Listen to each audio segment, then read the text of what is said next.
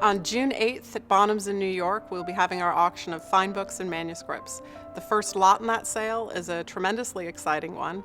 It's the first edition of Aristotle's De Animalibus, printed in Venice in 1476, in perfect condition. This work is of the utmost importance for the history of science.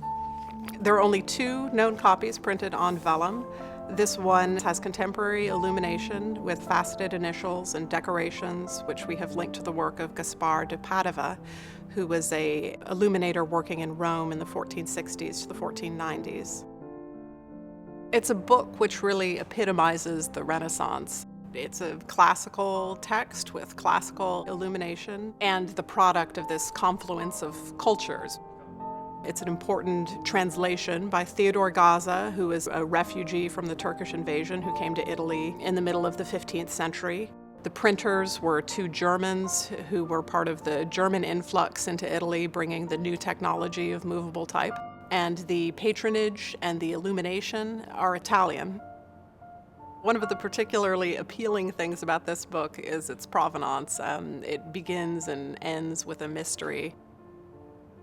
Deluxe copies were often presented to patrons of the edition. The arms in our copy are unidentified, and the other copy, which is at the Bibliothèque Nationale, has a blank space for the arms. By 1796, it was in the possession of Luigi Serra, the 4th Duke of Cassano. We know this because his gift to the English book dealer James Edwards is recorded on one of the flyleaves. From James Edwards, it went to Sir Mark Masterman Sykes, who rebound it in the red Morocco binding, which it has now.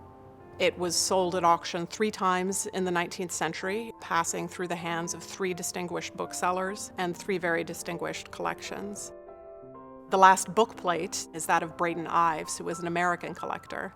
The Brayton Ives auction was in 1891 at American art galleries, at which point it was bought privately by another American dealer stroke collector, William Evarts Benjamin, and really fell off the map. It has been in the family of the current American owners for at least the past 50 years, but unknown to scholars and the larger book collecting community. It's coming to light now. It's really a tremendous rediscovery.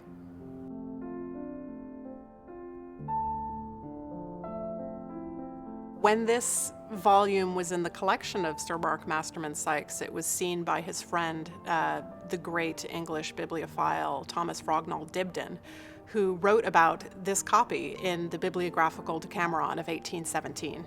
Yet how can I omit to mention, with the distinction which it merits, the very beautiful, if not matchless, copy of Theodore Gaza's Latin version of Aristotle upon Animals.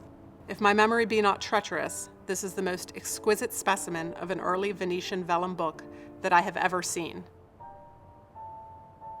It's preserved in nearly identical condition to when Dibdin himself handled it.